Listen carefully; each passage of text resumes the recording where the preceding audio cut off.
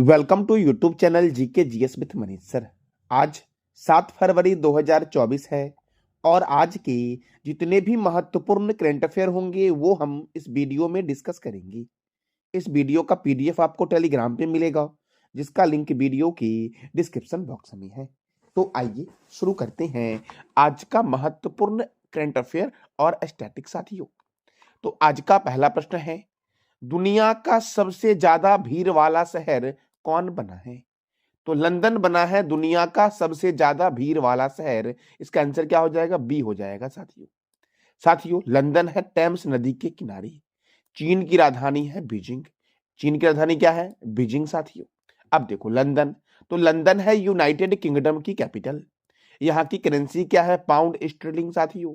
और United kingdom के PM कौन है? ऋषि सुनक। एमनेस्टी इंटरनेशनल का हेडक्वार्टर है लंदन में। राष्ट्रमंडल अर्थात कॉमनवेल्थ का मुख्यालय कहाँ है? लंदन में। और अंतरराष्ट्रीय समुद्री व्यापार संगठन अर्थात आईएमओ का हेडक्वार्टर कहाँ है? तो लंदन में है साथियों। अगला प्रश्न हमारा है, किस हाईकोर्ट की पहली महिला मुख्य न्यायाधीश रितु बाहरी बनी है साथियों? रितु बाहरी बनी है उत्तराखंड हाईकोर्ट की पहली महिला मुख्य न्यायाधीश साथियों। इसका आंसर क्या हो जाएगा? ए साथियों। कि रितु बाहरी किस उच्च न्यायालय की पहली महिला मुख्य न्यायाधीश बनी है? उत्तराखंड हाईकोर्ट की साथियों पहली महिला मुख्य न्यायाधीश बनी है रितु बाहरी।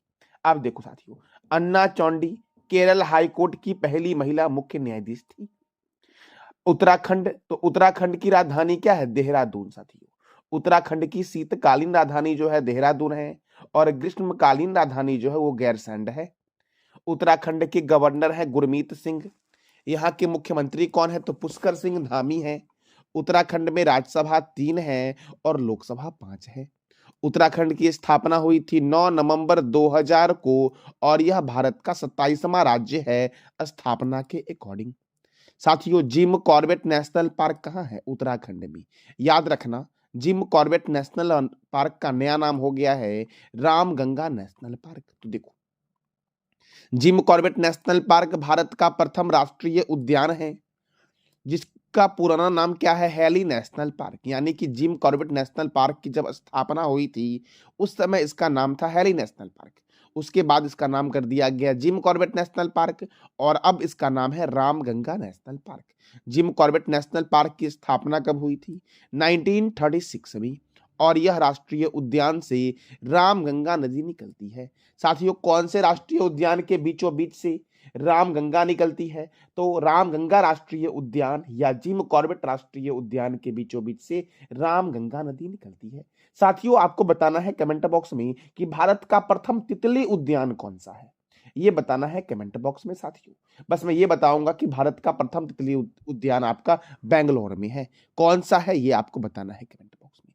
अब रामगंगा नदी, तो देखो रामगंगा नदी नैनीताल के समीप से निकलती है, यानी कि नैनीताल झील से निकलती है। उत्तराखंड में नैनीताल झील है, वहां से निकलती है और कन्नौज के निकट गंगा नदी में मिलती है। तो साथियों, रामगंगा नदी का मुहाना कहाँ है और उद्गम स्थान क्या है? तो रामगंगा नदी का उद्गम स्थान है नैनीताल झील और मुहाना क्या है? कन्नौज में गंगा नदी साथियों। और यहां से आपने एक और प्रश्न सीखा कि कन्नौज उत्तर प्रदेश में है और कन्नौज गंगा नदी के किनारे है और कन्नौज को बोला गया खुशबुओं का शहर। साथियों, जब रामगंगा के बारे में जान लिए तो गंगा के बारे में भी जानते हैं। देखो, गंगा नदी गंगोत्री के पास गोमुख हिमानी से निकलती है। गंगा नदी कहां से निकलती है? उत्तराखंड के गंगोत्री ग्लेशियर या उत्तराखंड के गंगोत्री के पास गोमुख हिमानी से निकलती है और बंगाल की खाड़ी में गिर जाती है। साथियों देखो, कोसी नदी गोसाई थान चोटी के सप्तकोशी से निकलती है और यह कटिहार के पास गंगा नदी में मिल जाती है। साथियों, गंगोत्री नेशनल पार्क उत्तराखंड में है। नंदा देवी राष्ट्रीय उद्यान किस राज्य में है? तो उत्तराखंड में है। फूलों की घाटी राष्ट्रीय उद्यान उत्तराखंड में है। बिनसर वन्यजीव अभ्यारण्य, केदारनाथ वन्यजीव अभ्यारण्य, राजाजी राष्ट्रीय उद्यान कहाँ है साथियों? उत्तराखंड में है। टिहरी बांध परियोजना भागीरथी नदी पर है उत्तराखंड में साथियों। कई बार पूछा गया टिहरी बांध किस नदी पर है? भागीरथी नदी पर है। भारतीय पेट्रोलियम संस्थान देहरादून, दृष्टि विकलांग हेतु राष्ट्रीय संस्थान देहरादून, केंद्रीय वन अनुसंधान संस्थान देहरादून, भारतीय सर्वेक्षण विभाग का हेडक्वार्टर देहरादून में है, लक्ष्मण झूला उत्तराखंड के ऋषिकेश में है, और माउंट बलबाला पर्वत किस राज्य में स्थित है? तो उत्तराखंड में ही स्थित है साथियों। साथियों देखो, उत्तराखंड में है लिपुलेख दर्रा, माना दर्रा, नीति दर्रा, कहाँ है? उत्तराखंड में। नैनीताल झील, राकसताल झील, मालाताल झील, देवताल झील, कहाँ है? उत्तराखंड में है साथियों। साथियों अगला प्रश्न हमारा है, स्मारकीय श्रद्धांजलि बापू टावर कहाँ स्थित है? महात्मा गांधी को यह समर्पित है बापू टावर। यह कहाँ है? तो पटना में है। पटना में कहाँ है? तो पटना के गर्दनी बाग में स्थित है बापू टावर साथियों। कहाँ पर? पटना के गर्दनी बाग में स्थित है। इसका आंसर क्या हो जाएगा? बी साथियों। अब देखो साथियों, पटना बिहार की राजधानी है। तो देखो बिहार से क्या प्रश्न बनता है एग्जाम के पॉइंट ऑफ व्यू से? तो बिहार की राजधानी है पटना। बिहार के गवर्नर है राजेंद्र विश्वनाथन आलेरकर। बिहार के चीफ मिनिस्टर है नीतीश कुमार। बिहार की स्थापना हुई थी 22 मार्च 1912 को। बिहार में राज्यसभा 16 है और लोकसभा 40 है। साथियों बिहार में डिस्ट्रिक्ट कितने हैं? 38 हैं। वाल्मीकि नेशनल पार्क बिहार में है। गौतम बुद्ध वन्य जीव अभ्यारण्य साथियों कौन कौन सा? तो वाल्मीकि नेशनल पार्क, गौतम बुद्ध वन्य जीव अभ्यारण्य, कैमूर वन्य जीव अभ्यारण्य, पंत वन्य जीव अभ्यारण्य, संजय गांधी वन्यजीव अभ्यारण्य, भीम बांध वन्यजीव अभ्यारण्य मुंगेर में है। विक्रमशिला डॉल्फिन अभ्यारण्य कहाँ है? भागलपुर में साथियों। साथियों नालंदा विश्वविद्यालय जो है इसका निर्माण किसने करवाया था और नालंदा विश्वविद्यालय को अंतिम रूप से नष्ट किसने कर दिया? इस दोनों प्रश्न का जवाब देना है कमेंट बॉक्स में आपको। साथियों बिहार की आकृति है आयताकार और बिहार की उत्तर से दक्षिण की लंबाई जो है वो 345 किलोमीटर है और बिहार के पूरब से पश्चिम की चौड़ाई जो है ये 483 किलोमीटर साथियों है। बिहार की समुद्र तल से ऊंचाई है 53 मीटर अर्थात 173 फीट। सर्वाधिक गर्म जिला और ठंडा जिला कौन सा है? गया है। सर्वाधिक वर्षा वाला जिला बिहार का कौन सा है? किशनगंज है। न्यूनतम वर्षा वाला जिला कौन सा है? औरंगाबाद है साथियों बिहार का। सर्वाधिक सिंचित क्षेत्र वाला जिला कौन सा है? शेखपुरा है। न्यूनतम सिंचित क्षेत्र वाला जिला कौन सा है? जमुई है। तमासीन जलप्रपात महाने नदी पर है साथियों। ककोलत जलप्रपात लोहरदग्गा पहाड़ियों पर 7 धाराओं का निर्माण करती है जो बिहार के नवादा जिले में है साथियों। क्षेत्रफल की दृष्टि से बिहार का सबसे बड़ा जिला पश्चिम चंपारण है जबकि छोटा जिला कौन सा है? शिवहर। जयप्रकाश अंतर्राष्ट्रीय हवाई अड्डा पटना में है। मोइन उल हक स्टेडियम पटना में है। बिहार के प्रथम राज्यपाल हैं जयराम दास दौलत राम और बिहार के प्रथम मुख्यमंत्री कौन है? श्री कृष्ण सिंह है साथियों। बिहार के हाजीपुर में पूर्व मध्य रेलवे का हेडक्वार्टर है। पूर्व मध्य रेलवे का मुख्यालय कहाँ है? हाजीपुर में। क्षेत्रफल की दृष्टि से देश का 12वां बड़ा राज्य कौन सा है? बिहार। भारत का पहला बड़ा राज्य कौन सा है क्षेत्रफल में? राजस्थान साथियों। जनसंख्या में कौन सा राज्य बड़ा है भारत में? उत्तर प्रदेश। महाबोधि मंदिर बोध गया को 2002 में और नालंदा विश्वविद्यालय को 2016 में यूनेस्को के विरासत सूची में शामिल किया गया है। मैंने क्या बोला? महाबोधि मंदिर बोध गया को 2002 में और नालंदा विश्वविद्यालय को 2016 में यूनेस्को के वर्ल्ड हेरिटेज साइट में शामिल किया गया है। साथियों मैंने कई बार आपको बताया है यूनेस्को के बारे में, तो आज आपको बताना है कमेंट बॉक्स में यूनेस्को के बारे में। साथियों देखो बिहार की साथियों मुख्य जनजाति है उराव, खरवार, थारू। ये बिहार की जनजाति है। थारू एक अनुसूचित जनजाति है और यह पश्चिम चंपारण में पाए जाने वाला प्रमुख समुदाय है। बिहार का लोक नृत्य है जाट जटिन, कजरी, सोहर खिलौना, झुमेरी और झिझिया। ये बिहार का प्रमुख लोक नृत्य है। शेरशाह सूरी का मकबरा कहाँ है? तो बिहार के सासाराम में स्थित है शेरशाह सूरी का मकबरा साथियों। शेरशाह सूरी का मकबरा इंडो इस्लामिक वास्तुकला का उदाहरण है और शेरशाह सूरी के मकबरे का वास्तुकार कौन है? मीर मोहम्मद अलीवाल खान। कौन है? मीर मोहम्मद अलीवाल खान के द्वारा शेरशाह सूरी के मकबरे का डिजाइन किया गया था। साथियों बिहार के पूरब में पश्चिम बंगाल है, बिहार के पश्चिम में उत्तर प्रदेश है, बिहार के उत्तर में नेपाल है और बिहार के दक्षिण में कौन है? तो झारखंड है साथियों। नेपाल के प्रधानमंत्री कौन है? ये बताना है कमेंट बॉक्स में आपको। अगला प्रश्न हमारा है, कहां पर आयोजित विश्व सरकार शिखर सम्मेलन को प्रधानमंत्री नरेंद्र मोदी संबोधित करेंगी? तो संयुक्त अरब अमीरात के दुबई में आयोजन होगा साथियों विश्व सरकार शिखर सम्मेलन, और इसको संबोधित कौन करेंगे? प्रधानमंत्री नरेंद्र मोदी 14 फरवरी को दुबई में संबोधित करेंगी। अब संयुक्त अरब अमीरात का एक शहर है दुबई, तो संयुक्त अरब अमीरात की राजधानी क्या है? Abu Dhabi. संयुक्त अरब अमीरात की करेंसी क्या है? दिरहम है। यहाँ के प्रेसिडेंट अर्थात राष्ट्रपति हैं मोहम्मद बिन जयाद अल नयान, और यहाँ के प्राइम मिनिस्टर अर्थात प्रधानमंत्री हैं मोहम्मद बिन रशीद अल मख्तूम। 28वां जलवायु सम्मेलन 2023 की मेजबानी किसने की? तो दुबई ने की। दुबई का अल मिन्हाद शहर का नाम बदलकर हिंद शहर कर दिया गया है साथियों। साथियों, महिला कबड्डी लीग 2023 का आयोजन कहाँ हुआ था? दुबई में हुआ था। अगला प्रश्न हमारा है, भारत का सबसे बड़ा थिएटर फेस्टिवल भारत रंगमंच का आयोजन कहाँ होगा? तो गुजरात के कच्छ में होगा भारत का सबसे बड़ा थिएटर फेस्टिवल भारत रंगमंच का आयोजन साथियों। कहाँ होगा? गुजरात के कच्छ में। साथियों, अब गुजरात, तो गुजरात की राजधानी है गांधीनगर। गुजरात के गवर्नर है आचार्य देवव्रत। गुजरात के मुख्यमंत्री हैं भूपेंद्र भाई पटेल। गुजरात में राज्यसभा 11 है और लोकसभा 26 है। काकरा पारा परियोजना ताप्ती नदी पर है गुजरात में साथियों। उकाई परियोजना ताप्ती नदी पर गुजरात में है। पोरबंदर लेक वन्यजीव अभ्यारण्य किस राज्य में है? तो गुजरात में है। रतन महल वन्यजीव अभ्यारण्य, वंशदा राष्ट्रीय उद्यान, थोल झील वन्यजीव अभ्यारण्य, वाधवाना आर्द्र भूमि किस राज्य में है? गुजरात में। जंगली गधा अभ्यारण्य और black buck national park Gujarat में है। भारत का बोस्टन और भारत का मैनचेस्टर गुजरात के अहमदाबाद शहर को कहा गया है। आपको बताना है कमेंट बॉक्स में कि अहमदाबाद कौन से रिवर के किनारे है। भारत के पहले पनडुब्बी पर्यटन का अनावरण कहाँ किया गया है? द्वारिका में किया गया है साथियों। अगला प्रश्न हमारा है, अहमद अवध बिन मुबारक किस देश के नए प्रधानमंत्री बने हैं? कौन? अहमद अवध बिन मुबारक किस देश के नए प्रधानमंत्री बने हैं? तो यमन के नए प्रधानमंत्री बने हैं अहमद अवध बिन मुबारक। साथियों, अब यमन की राजधानी क्या है? सना है यमन की राजधानी, और यमन की करेंसी क्या है? यमनी रियाल है यमन की करेंसी साथियों। साथियों, भारत के पड़ोसी देश जो हैं वो कुल 9 है। भारत के पड़ोसी देश 7 स्थलीय हैं और 2 जलीय हैं।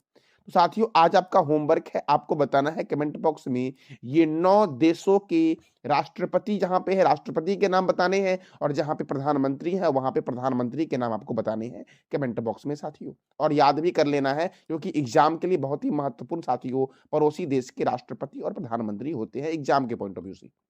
साथियों, अगला प्रश्न हमारा है, फीफा विश्व कप 2026 के फाइनल का आयोजन कहां होगा? साथियों, फीफा विश्व कप 2026 के फाइनल का आयोजन कहां होगा? तो इसका आयोजन होगा न्यूयॉर्क में। इसका आयोजन न्यूयॉर्क शहर के मेटलाइफ स्टेडियम में होगा। कहां पर होगा साथियों फीफा विश्व कप 2026 के फाइनल का आयोजन? तो न्यूयॉर्क शहर के मेटलाइफ स्टेडियम में होगा साथियों।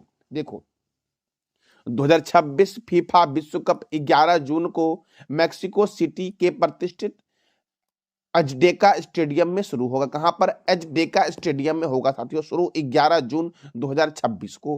और मेजबान देशों में 16 स्थानों पर कुल 104 खेल होंगे। फीफा अर्थात साथियों फुटबॉल की सर्वोच्च संस्था है साथियों फीफा। तो आज हम जानेंगे फुटबॉल के बारे में। साथियों देखो, फुटबॉल की शुरुआत हुई थी इंग्लैंड में। फुटबॉल का पहला क्लब है शेफील्ड फुटबॉल क्लब। कौन सा फुटबॉल क्लब साथियों? शेफील्ड फुटबॉल क्लब फुटबॉल का पहला फुटबॉल क्लब है। और पहले फुटबॉल क्लब अर्थात शेफील्ड फुटबॉल क्लब की स्थापना 1857 में हुई थी। भारत का पहला क्लब जो है फुटबॉल क्लब, उसका नाम है डलहौजी साथियों, डलहौजी फुटबॉल क्लब। तो मैंने क्या बोला, ध्यान से सुनना, अभी याद हो जाएगा आपको। फुटबॉल की शुरुआत कब हुई साथियों? इंग्लैंड में शुरुआत हुई थी। पहला क्लब क्या है फुटबॉल का? Sheffield football club. साथियों, शेफील्ड फुटबॉल क्लब की स्थापना कब हुई? 1857 में। भारत का पहला क्लब कौन सा है फुटबॉल वाला? डलहौजी क्लब है साथियों। साथियों, अब जानते हैं साथियों फीफा के बारे में। फीफा का फुल फॉर्म है federation international D football association. FIFA, इसका हेडक्वार्टर कहाँ है? ज्यूरिख स्विट्जरलैंड में है। ज्यूरिख कहाँ है? स्विट्जरलैंड में। यहीं पर फीफा का हेडक्वार्टर है और फीफा की स्थापना हुई थी 21 मई 1904 को। फीफा के प्रेसिडेंट वर्तमान में कौन है? तो गियानी इन्फेंटिनो है फीफा के साथियों प्रमुख। तो मैंने क्या बोला? फीफा का हेडक्वार्टर है ज्यूरिख में, स्थापना हुई 1904 को और प्रेसिडेंट कौन है, प्रमुख कौन है? गियानी इन्फेंटिनो। फुटबॉल की शुरुआत किस देश में हुई? इंग्लैंड में हुई। पहला फुटबॉल क्लब कौन सा है? Sheffield football club.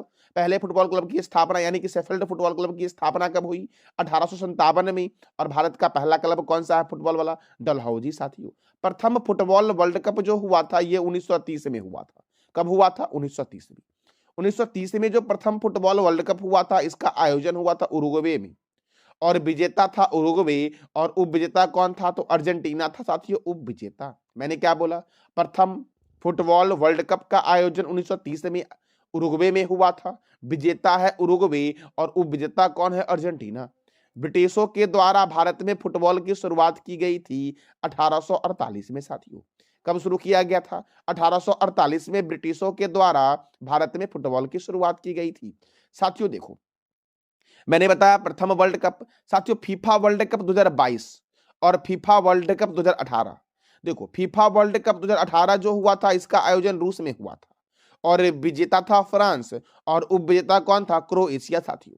FIFA world cup 2018 का आयोजन कहां हुआ था? रूस में। विजेता कौन था? फ्रांस और उपविजेता कौन था? क्रोएशिया। और फीफा वर्ल्ड कप 2022 जो हुआ था इसका आयोजन हुआ था कहां पर? कतर में। और विजेता कौन था? अर्जेंटीना। और उपविजेता कौन था साथियों? फ्रांस था उपविजेता। साथियों देखो फुटबॉल में खिलाड़ियों की संख्या होती है 11। फुटबॉल में, हॉकी में और क्रिकेट में तीनों खेलों में खिलाड़ियों की संख्या 11 होती है। फुटबॉल के मैदान की लंबाई जो होती है वो 91 से 120 मीटर होती है और चौड़ाई जो होती है वो 41 से 91 मीटर जो होती है वो फुटबॉल के मैदान की साथियों चौड़ाई होती है। फुटबॉल खेल में समय होता है 90 मिनट का। साथियों मोहन बगान फुटबॉल क्लब की स्थापना कब हुई थी? 15 अगस्त 1889 को कोलकाता में मोहन बगान फुटबॉल क्लब की स्थापना हुई थी। अब साथियों हम जानते हैं फुटबॉल के बारे में, फुटबॉल के महत्वपूर्ण स्टेडियम को देखते हैं। जैसे कि साथियों स्टेडियम है आपका विवेकानंद युवा भारती स्टेडियम। विवेकानंद युवा भारती स्टेडियम फुटबॉल के लिए प्रसिद्ध है और ये कोलकाता में है। आपको बताना है कोलकाता कौन से रिवर के किनारे है। साथियों वेम्बले स्टेडियम लंदन में है फुटबॉल के लिए, ब्रुकलैंड स्टेडियम इंग्लैंड में है साथियों और अंबेडकर स्टेडियम दिल्ली में है। और यहाँ ये फुटबॉल के लिए प्रसिद्ध 4 स्टेडियम साथियों कौन कौन से? Yuva Bharati stadium, Wembley stadium, Brookland stadium और अंबेडकर स्टेडियम ये फुटबॉल के लिए प्रसिद्ध साथियों है। साथियों अब देखो फुटबॉल की महत्वपूर्ण ट्रॉफी कौन कौन सी है? तो रोवर्स ट्रॉफी है। कौन कौन सी ट्रॉफी है साथियों? Rovers trophy, Durand cup, Santosh trophy, Subroto cup, Ashutosh shield cup साथियों, B C Roy trophy, Colombo cup और मर्डिका कप का संबंध किस खेल से है? फुटबॉल से। कौन कौन सा मैंने बोला? Rovers cup, Durand cup, Santosh trophy, Subroto cup, Ashutosh shield, B C Roy cup, Colombo cup और मर्डिका कप का संबंध किस खेल से है? फुटबॉल से है। फुटबॉल के महत्वपूर्ण शब्दावली को देखते हैं जैसे कि full back, half back, striker, centre, penalty kick, free kick साथियों सही करें ना, फ्री किक हो गया फ्री किक। साथियों रेफरी, ट्राई बेकर और हैंडबॉल ये सभी प्रमुख शब्दावली है जो फुटबॉल से संबंधित है साथियों। फुटबॉल जो है ये फ्रांस और ब्राजील का राष्ट्रीय खेल है। कौन कौन से देश का राष्ट्रीय खेल फुटबॉल है? तो फ्रांस और ब्राजील का राष्ट्रीय खेल फुटबॉल है साथियों। साथियों हॉकी कौन कौन से देश का राष्ट्रीय खेल है ये बताना है कमेंट बॉक्स में आपको साथियों। साथियों अगला प्रश्न हमारा है किस अंतरराष्ट्रीय हवाई अड्डे के पास आदि योगी शिव की 242 फीट पर ऊंची प्रतिमा लगाई जाएगी? तो साथियों आगामी नोएडा अंतरराष्ट्रीय हवाई अड्डे पर आदि योगी शिव की 242 फीट ऊंची प्रतिमा लगाई जाएगी। अब साथियों आगामी नोएडा अंतरराष्ट्रीय हवाई अड्डा उत्तर प्रदेश में है। महर्षि वाल्मीकि अंतरराष्ट्रीय हवाई अड्डा उत्तर प्रदेश के अयोध्या में है। लाल बहादुर शास्त्री अंतरराष्ट्रीय हवाई अड्डा वाराणसी में है और इंदिरा गांधी अंतरराष्ट्रीय हवाई अड्डा कहां पर साथियों है? तो नई दिल्ली में है। साथियों देखो गोपीनाथ बारदोली अंतरराष्ट्रीय हवाई अड्डा गुवाहाटी में है। इंदिरा गांधी अंतरराष्ट्रीय हवाई अड्डा नई दिल्ली में है। छत्रपति शिवाजी अंतरराष्ट्रीय हवाई अड्डा मुंबई में है। नेताजी सुभाष चंद्र बोस अंतरराष्ट्रीय हवाई अड्डा कोलकाता में है। अंतरराष्ट्रीय अन्ना अंतरराष्ट्रीय हवाई अड्डा कहाँ है साथियों? चेन्नई में है अन्ना अंतरराष्ट्रीय हवाई अड्डा। बाबा साहब अंबेडकर अंतरराष्ट्रीय हवाई अड्डा नागपुर में है। सरदार वल्लभ भाई पटेल अंतरराष्ट्रीय हवाई अड्डा अहमदाबाद में है। चौधरी चरण सिंह अंतरराष्ट्रीय हवाई अड्डा कहाँ है? तो ये बताना है कमेंट बॉक्स में आपको। लाल बहादुर शास्त्री अंतरराष्ट्रीय हवाई अड्डा वाराणसी में है। श्री गुरु रामदास जी अंतरराष्ट्रीय हवाई अड्डा अमृतसर में है। राजीव गांधी अंतरराष्ट्रीय हवाई अड्डा कहाँ है? तो हैदराबाद में है साथियों। वीर सावरकर अंतरराष्ट्रीय हवाई अड्डा पोर्ट ब्लेयर में है। देवी अहिल्याबाई होलकर अंतरराष्ट्रीय हवाई अड्डा कहाँ है? तो ये बताना है कमेंट बॉक्स में आपको साथियों। साथियों अगला प्रश्न हमारा है, सुरक्षित इंटरनेट दिवस कब मनाया गया है? तो 6 फरवरी को मनाया गया है सुरक्षित इंटरनेट दिवस। अब इस महीने में, फरवरी महीने में अब तक कौन कौन से महत्वपूर्ण दिवस मनाए गए हैं? तो भारतीय तटरक्षक दिवस 1 फरवरी, विश्व आर्द्रभूमि दिवस 2 फरवरी, अंतर्राष्ट्रीय मानव बंधुत्व दिवस 4 फरवरी, विश्व कैंसर दिवस 4 फरवरी को मनाया गया है। और इस बार के विश्व कैंसर दिवस का थीम था क्लोज द केयर गैप। क्या थीम था? Close the care gap theme था साथियों। तो साथियों ये था आज का हमारा महत्वपूर्ण करंट अफेयर। पिछले क्लास में मैंने 3 प्रश्न किया था। पहला था भारतीय सब्जी अनुसंधान संस्थान कहाँ है? तो वाराणसी में है। इंदिरा गांधी को भारत रत्न कब दिया गया था? 1971 में दिया गया था। और सिंपली पाल अभ्यारण्य किस राज्य में है? ओडिशा में है सिंपली पाल अभ्यारण्य। दोस्तों आज आपको बताने हैं कमेंट बॉक्स में 3 प्रश्न का जवाब देना है साथियों। पहला प्रश्न आपका है, मेटालाइफ स्टेडियम कहाँ है?